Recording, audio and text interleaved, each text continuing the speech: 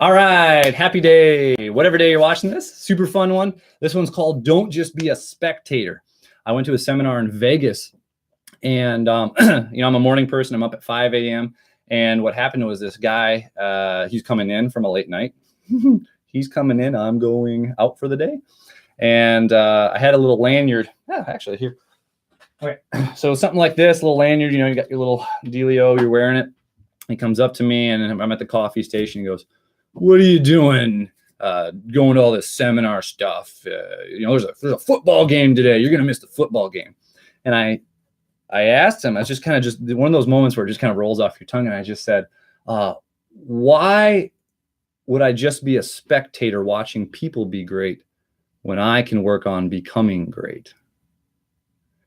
And you could tell it knocked him boom unconscious. We talked about that a video or so, but you could just see he rocked back. And I didn't think much of it. I just kind of said it, that's just the way it is.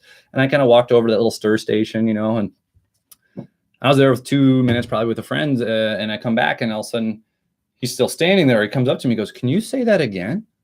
I had to think for a sec. I was like, oh, that part. I said, "Well, why would you just be a spectator watching people be great when you can work on becoming great?"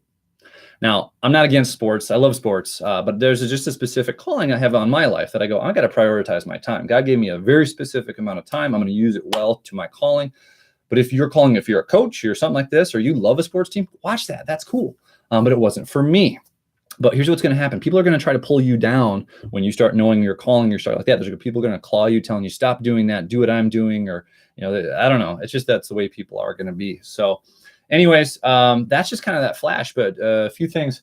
I usually wipe my board. So this is kind of chat. This is actually what happens throughout a typical day. So this happens multiple days and I wipe it all down, so that's the leftovers from our last chat. But here's a few things. When you are called to do certain things, you will be, or have the potential to be, distracted.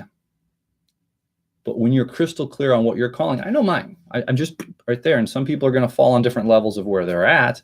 But it's super important to make sure you, when someone tries to tear you down, that you love on them. I wasn't trying to prove that guy wrong. If I met him again, I wouldn't recognize him face to face, but you don't know how you might say something and massively impact someone's life. So make sure it's good stuff.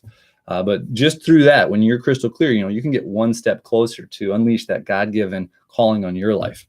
So a little shout out for my brother, Paul Podvoisky. I do accountability call every Monday morning for the past 5 years with him, Jason Steinley, Kenyon Smith. Great, solid man.